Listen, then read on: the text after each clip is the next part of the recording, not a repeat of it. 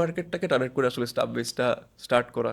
So এখনও যেহেতু শুরু করতেছি, আমাদের অনেকগুলো ফাইন্ডিংসগুলো আছে, ওগুলো অ্যাডাপ্ট করতেছি, চেঞ্জ করতেছি। ইনশাল্লাহ সামনে আরও সব স্টাফ রিলিজ। বেস কি তাহলে সামনে গোল হচ্ছে যে এই যে video related staff video related already আছে, অনেকেই এখনও আমাদের প্ল্যাটফর্ম দিয়ে অনেকেই ভিডিও কন্টেন্ট সেল করতেছে, ফুটেজেস সেল করতেছে। ওকে। বাট এখানে ধরেন একটা যেটা কমন প্র্যাকটিস ছিল, ইন্ডাস্ট্রি প্র্যাকটিস থেকে বের হয়ে মার্কেট প্লেস আস্তে আস্তে একটু সময় লাগবে। এটা একদিনই তো রাতারাতি হবে না। তো ওই জিনিসটা ওইটার জন্যই যে আমাদের। আমরা যে কোনো জায়গা থেকে গুগল করে ডাউনলোড করে ইউজ করে চেঞ্জ করে যে একটা কিনে ইউজ করার যে রাইট, ট্রানজিশনটা, রাইট, তো এখন আপনাদের তাহলে মেইন গোল স্টাফ বেসে এখন ওটাই থাকতেছে যে আপনারা content different types of content sell করার ইয়ে রাইট, করতেছে রাইট। বলেছে। আচ্ছা, আর ওই রিকগের আপনারা কি করছেন ভাই? রিককটা বেসিক্যালি ছিল হচ্ছে বিফোর ব্লেন্ডিন। আমি যখন কাজ করতাম, আমার আগের লাস্ট যে কোম্পানি ছিল, আমাদের ফ্রেন্ড ওরা, আমরা সবাই ফ্রেন্ডরা মিলেই ওরা লঞ্চ করছে কোম্পানিটা। গ্লিচ নামে একটা কোম্পানি ছিল, এখনও আছে, they doing very good production company. So ওখানে আমার যে ফাউন্ডার ফ্রেন্ড ছিল জুনায়দ্বীপ, তো ওর সাথে আমার একটা কমিউনিকেশন হচ্ছিল যে আমি তো চিটাগং মার্কেটে কাজ করছি, চিটাগং চলে আসছি, আমি মাঝে মাঝে গ্লিচের পোর্টফোলিও চিটাগং, কারণ ওই যে যেটা বলছিলাম যে ক্লায়েন্ট একটা টিম হ্যাঁ, হ্যাঁ। দেখতে চায়। সো আমি মাঝে মাঝে গ্লিচের পোর্টফোলিওর শেয়ার করতাম যে না, আমার যদি কাজ এখানে পোর্টফোলিও কাজ চান, করছে। আমরা এখানে কাজ করি। আমরা মাঝে মাঝে গ্লিচও চিটাগং এসে কাজ করতো, আমি কাজ নিতাম, এরপরে গ্লিচ চিটাগং আসতো, টিম নিয়ে প্রোডাকশন করে চলে যেত। তো পরে আমি চিন্তা করলাম যে আমি তখন blending was not in the scene, তো আমি চিন্তা করলাম যে আমি গ্লিচের একটা আইডেন্টিটি চিটংয়ে আমি চালাই। তো তখন ওইটা নিয়ে গ্লিচের সাথে কথা বলতে গিয়ে পরে দেখলাম যে আসলে গ্লিচ চিটংয়ে না চালানোর থেকে আমরা একটু পিভট করি, কারণ ডিফারেন্ট আমার একটা একই টাইমে হচ্ছে, আমি আপনাকে যেটা বলছিলাম যে আমি একটা ক্লায়েন্টের কাজ করছি, আমি একটা ব্র্যান্ড ডিজাইন করে ফেলছি, এরপর আসে সেকেন্ড নিডটা আসে যে একটা ওয়েবসাইট বিল্ড করা। যে আপনি তো আমার সব লোগো টোগো ডিজাইন করছেন, আপনি প্যাকেজ ডিজাইন করে ফেলছেন, আমার এটা করে ফেলছেন, এখন আমার হাতে একটা অ্যাপ লাগবে, হয়তো আমার একটা ওয়েবসাইট লাগবে, আপনি এটা এটাও করেন। আপনি করে সাউন্ড যে থাকেন। আপনি আমার সাথে কথা বলে ওনারা ওই কনফিডেন্টটা পাইতো যে উনি মনে হয় এটাও হ্যান্ডেল করতে পারবে। আই কুড, কারণ আমি ওনাকে ওই একটা ব্র্যান্ড কোন কোন চ্যানেলে সব কীভাবে কীভাবে কিছুই করতে হবে ওই দেয়। জিনিসটা ব্রিফ করে দিতাম। তো তখন বলছে ঠিক আছে, আপনি ওয়েবসাইটের কাজটা নিয়ে নেন। সো ওইটা করতে করতে আমি ধরো তো আমি ডিজাইন করে ফেলছি, এরপরে ওয়েবসাইটের কাজ আমি আরেকটা ফ্রিল্যান্সারকে দিয়ে করাচ্ছি, বা ঢাকায় কেউ আছে, চিটাগাং কেউ আছে, এরকম অনেকজনকে আমি এরকম 1-1.5 বছর ধরে অনেকজনকে দিয়ে কাজ করাচ্ছিলাম। পরে তখন আসলে আমি তখন গ্লিচের সাথে, গ্লিচেরও সেম জিনিস, গ্লিচও Junaid most one of the, আমার দেখা হচ্ছে বাংলাদেশের one of the best brand designers.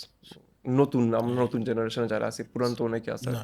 তো ওদের কথা মেনশন আপাতত না করি, বাট আমরা নতুন যারা আছে এর মধ্যে জুনায়েদ ইজ ওয়ান আচ্ছা। অফ দ্য বেস্ট, আমি বলবো। আমার ফ্রেন্ড বলে না, না, গ্লিচের কাজ আমি ইয়া। কিছু দেখেছি সো ওই অলরেডি। জায়গায় তখন আমাদের যেই ক্লায়েন্টগুলো থাকতো, ওদের ওই যে টেক ওয়েবসাইটে আসার যে নিডটা, সো ওই জিনিসটা কেটার করার জন্য আমরা রিকক ফর্ম করি, আর আলহামদুলিল্লাহ রিকক থেকে আমরা অলমোস্ট এখন 100 ওয়েবসাইট ডেলিভার করে ফেলছি আচ্ছা। মার্কেটে। তো বাইরের ক্লায়েন্টও। রিকক হচ্ছে মেইনলি একটা website designing web company. Development আচ্ছা, company. Web development. Local and international দুটোই। লোকাল, হ্যাঁ, প্রথম 3-4 বছর আমরা লোকাল ক্লায়েন্ট, কারণ আমাদের গ্লিচ বলেন, ব্লেন্ডিং বলেন, আমরা সবসময় স্টার্টিং আপনার থেকে আগে থেকে লোকাল লোকাল ফোকাস, কানেকশনটা লোকাল অ্যাভেলেবেল আছে। কানেকশন ভালো। অ্যান্ড আলহামদুলিল্লাহ আমাদের ক্লায়েন্টেলও বেশ একটা, আমাদের ডিজাইনটা, আমরা যে সেন্সের ডিজাইন করি ওই জিনিসটা ওনারা অ্যাপ্রিসিয়েট করতো।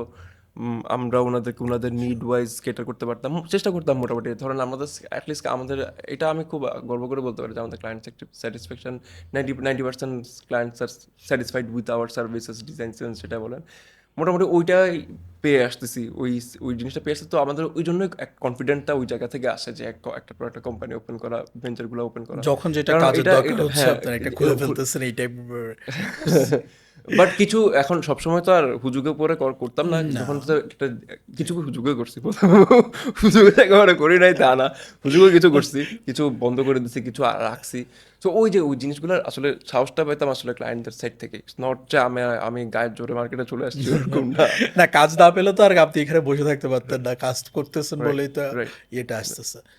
তো হ্যাঁ, তাহলে এখন আপনার মানে মূলত ব্লেন্ডিংই আছে, আর পাশাপাশি আপনি বলা যায় যে স্টাফ বেস তো পুরো আলাদা, ব্লেন্ডিং আর রিকক তো মোটামুটি দুটা সেম পাথেই আছে সেম, বলতে গেলে, বাট মানে দুটা আলাদা আলাদা আলাদা। এন্টিটি আমার। তো এটা আমি বলবো তাহলে হ্যাঁ, এই যে ক্লায়েন্ট বেস চিটংয়েই ধরেন আপনি ক্লায়েন্ট বেসের মানে বাংলাদেশেই বললাম, ক্লায়েন্ট বেসের সাথে কাজ করতে গিয়ে আপনার ডিজাইনার হিসেবে মেইনলি কি প্রবলেমগুলো ফেস করতে হয়েছে? লাইক একজন নতুন আসতে যাচ্ছে, আপনি তাকে কি বিষয়ে সতর্ক থাকতে বলবেন?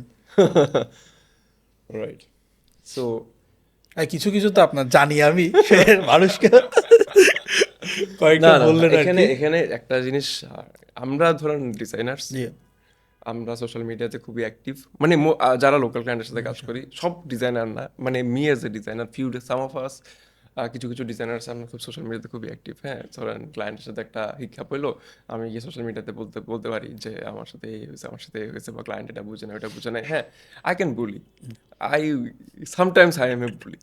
হ্যাঁ, ঠিক আছে। লোকাল ক্লায়েন্টের সাথে কাজ করতে গেলে একটা নতুন ডিজাইনার যারা আসবে, লোকাল ক্লায়েন্ট যদি আমরা ওই সেন্সটাকে বলি, লোকাল ক্লায়েন্ট বাইরের ক্লায়েন্ট বলেন, ক্লায়েন্ট কিন্তু ক্লায়েন্টই।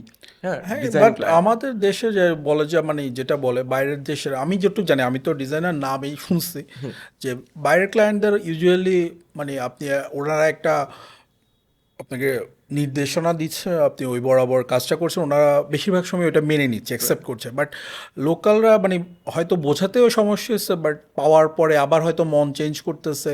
এই ব্যাপারটা আমাদের দেশের মানুষদের ক্ষেত্রে বেশি এটা এরকম কিছু। একটা ধরেন অ্যাজাম্পশন বেসড একটা হ্যাঁ, সেটা আমি স্পেকুলেশন অবভিয়াসলি বলা বলছি, যেতে কারণ পারে। আমি হ্যাঁ, কাজ করি না, সেক্ষেত্রে আমি না যতটুকু না না শুনছি না না না, ওটুকুই বলতে ব্যাপারটা এটা। পারি। এই যে এটা একটা ধরেন যে সবাই মনে করে হচ্ছে ফ্রিল্যান্স মার্কেটে খুব কাজ সোজা, ক্লায়েন্ট সব কিছু বলে দেয়। ইয়েস, দেয়ার আর ক্লায়েন্টস আপনাকে খুব হেল্প করে, আন্ডারস্ট্যান্ডিং, বাট সবসময় তো ওইটা না, হয় না। সেটা তো অবশ্যই চ্যালেঞ্জ না। চ্যালেঞ্জ যদি না থাকতো ফ্রিল্যান্স মার্কেটে, তাইলে তো আর এত টাকার ভ্যালুর না, মার্কেট না, হইতো ওইটা না, তো এত এত obviously.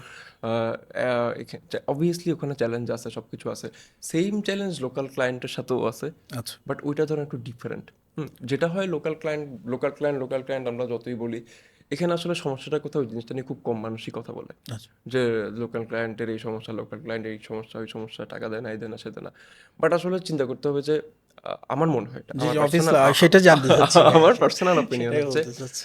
Nobody ever took the time. হ্যাঁ, maybe some did, but not enough people took the time to set একটা কালচার, যে এটা ডিজাইনারের কাছ থেকে আপনি এক্সপেক্ট করতে পারবেন, অথবা আপনি অ্যাজ এ ক্লায়েন্ট আপনি ডিজাইনারের কাছ থেকে একটু একটু এক্সপেক্ট করতে পারবেন। সে ফর এক্সাম্পল আপনি একটা কোম্পানি দিচ্ছেন, হুম, আপনি একটা কোম্পানি, সে ফর এই অফিসটাই আপনি করতেছেন, আপনি নতুন একটা ফ্লোর নিলেন, আপনার রুমে রং করতে হবে, জি, আপনি একটা রং মিস্ত্রিকে রাখবেন, হুম, রাইট? sure, সো আপনি অ্যাজ এ ওনার বা ইনভেস্টর যেটাই বলেন, আপনি রং মিস্ত্রিকে রং মিস্ত্রির মতো করে কমিউনিকেট করবেন, sure, বিকজ আপনি, ও হচ্ছে আপনার একটা ভেন্ডর, বা ও হ্যাঁ। হচ্ছে আপনার, বাট দিন শেষে ইউ ডোন্ট ওন দ্য রং মিস্ত্রি, রাইট? না, সে বাট একটা আলাদা কোম্পানি বলতে ইয়ার গেলে। তাই না? তো হ্যাঁ, তো বাংলাদেশের কালচারটা থেকে কি আসে, যে এটাও তো মিস্ত্রি, বা আচ্ছা। ও তো আমার এই প্রবলেম সলভ করতেছে, ও হচ্ছে এইটা করবে, এটা শেষ। মানে সে আমার আন্ডারে কাজ করতেছে, এরকম একটা ব্যাপার রাইট। চলে সো ওই আসতেছে। এই জিনিসটা ধরুন একটা কালচারাল থিং, আমার পার্সোনালি মনে হয়, কারণ কিছু কিছু ক্লায়েন্ট ওভাবে করে হয়তো সব ডিজাইনারদের সাথে ওভাবে কমিউনিকেট করে। আর চিটগাঁয়ে যখন ডিজাইন এজেন্সিগুলো ছিল না, একটা বিজনেস ওনার কি করতো, ধরেন এখানে চিটগাঁয়ে সবাই কোথায় যেত, প্রিন্ট যেখান থেকে করে ওখানেই যেত, আন্দরকিল্লাতে যেত। আন্দরকিল্লা। তো আন্দরকিল্লায় যেসব ডিজাইনার বসতো, তো ওখানে ওরা ধরেন একটা খুব নর্মাল মানুষজন বসতো, ওদের সাথে একটা ওদের তো এই ব্যাপারে মানে ব্র্যান্ড ডিজাইনিং এই টাইপের তো কোনো আইডিয়া নাই, জাস্ট কিছু ফরম্যাট আছে, ওই রাইট, ফরম্যাটে রাইট। আপনাকে প্রিন্ট করে দিচ্ছে সো তো অথবা ওদের সাথে যে ওয়েতে কমিউনিকেট করতো, I don't think very respectful ওয়েতে। আমি আসলে জিনিসটা ইটস নট দ্য, মানে রেসপেক্টের ব্যাপারটা না, ইটস জাস্ট হচ্ছে আপনি একটা সার্ভিস দিতে যাচ্ছেন। হ্যাঁ, সে ফর এক্সাম্পল আপনি একটা ভালো দোকান থেকে একটা ম্যাটেরিয়াল কিনবেন, তো ম্যাটেরিয়াল কিনতে গেলে কিন্তু দোকানের যিনি ওনার বা যিনি বসে আছেন সেল করতেছে, উনি যদি আপনাকে প্রোডাক্টের সম্বন্ধে নো হাউসগুলো বলে দেয়, যে আপনি রং করার আগে এই কাজটা করেন, দেওয়ালে এটা করেন, যদি এক কোট মারে আগে পরের দিন একটা মারেন, তখন আপনি ওই নলেজটা কিন্তু আপনার থেকে ভালো লাগে, হ্যাঁ, কাজটাও অনেক বেটার হবে। রাইট? তা আপনি বুঝবেন যে আমি যার কাছ থেকে জিনিসটা কিনতেছি, he knows about his things. Works. হ্যাঁ, তাইলে কিন্তু ধরেন আপনি আমাদের একটা বিশাল একটা সময় ধরে আমাদের যাদেরকে আমরা ক্লায়েন্ট বলি, যাদের উপর আমরা অনেক কি বলবো, আমাদের ডিজাইনাররা কাজ করতে চায় না, যে কারণে ওরা তো কিছু জানে না, কিছু বুঝাতে পারে না। কিন্তু কখনো তো অ্যাজ এ ডিজাইনার আপনি কখনো ক্লায়েন্টকেও বলেন নাই যে আপনার এইটা করলে ভালো হবে, বা এটা করলে আপনি করেন না, এটা করলে আপনার ডিজাইনটা মিনিং লুজ করবে, বা এটা করলে আপনার প্রোডাক্ট সেল হবে না, বা এই প্যাকেজিংয়ে দিলে আপনার ক্লায়েন্ট কখনো এই মানে ওটা প্রিমিয়াম নাকি কালারটা নর্মাল, হয়তো এভাবে ভালো লাগতেছে না, ওই ভালো ওরকম লাগবে না। কেউ আপনি তো ওরকম কোনো নলেজেবল ডিজাইনারের সাথে কমিউনিকেটই করেন নাই। ওই জায়গাটাতেই সমস্যা হয়েছে, মানে ক্লায়েন্ট বলছে যে লাল কালার দিতে হবে, কিন্তু আমি অ্যাজ এ ডিজাইনার জানি যে এই লালটা এখানে ভালো আমি লাগবে ওই না। কমান্ডটা কখনো অ্যাচিভ করতে পারি না, যে আমি ক্লায়েন্টকে বলতে পারবো যে না, আই এম কনফিডেন্ট যে আপনি যে কালারটা চুজ করতেছেন ওই কালারটাতে আপনার ডিজাইনটা ভালো হবে ভালো না। লাগবে না, এটার জায়গায় So, আপনি এই কালারটা ওই দিলে যে এটা ওই বেটার লাগবে। কমান্ডটা যদি একটা ডিজাইনার কখনো অ্যাচিভ করতে না পারে, ওই কনফিডেন্স যদি ডিজাইনার অ্যাচিভ করতে না পারে, ক্লায়েন্টকে তো দোষ দিয়ে লাভ নেই অলওয়েজ। আমরা কোম্পানিতে লোকাল যেটা আমাদের কিছু ডিজাইনার বা কিছু একটা কমিউনিটি বারো বাজার লোকাল ক্লায়েন্টের সাথে কাজ করবো না, এই সমস্যা টাকা দেয়, টাকা আছে মার্কেটে, টাকা দেওয়ার মতো অনেক মানুষ কাজ আছে। তো হচ্ছে, কাজ যখন হচ্ছে কেউ না কেউ টাকাটা তো পাচ্ছে, এখানে হোক ওখানে হোক, কেউ না কেউ তো পাচ্ছে। আমরা যাদের সাথে কাজ করতেছি ওরা তো আমাদের টাকা দিয়ে দিচ্ছে। হ্যাঁ, হ্যাঁ, এখন অনেক কথা মানুষ বলতে চাইলে তো অনেক কথাই বলা যায়, obviously। কিন্তু আমি তো দেখতেছি যে হ্যাঁ আমরা আমাদের অনেকে টাকা আটকে রাখছে, ওই টাকা উদ্ধার করে আনছি।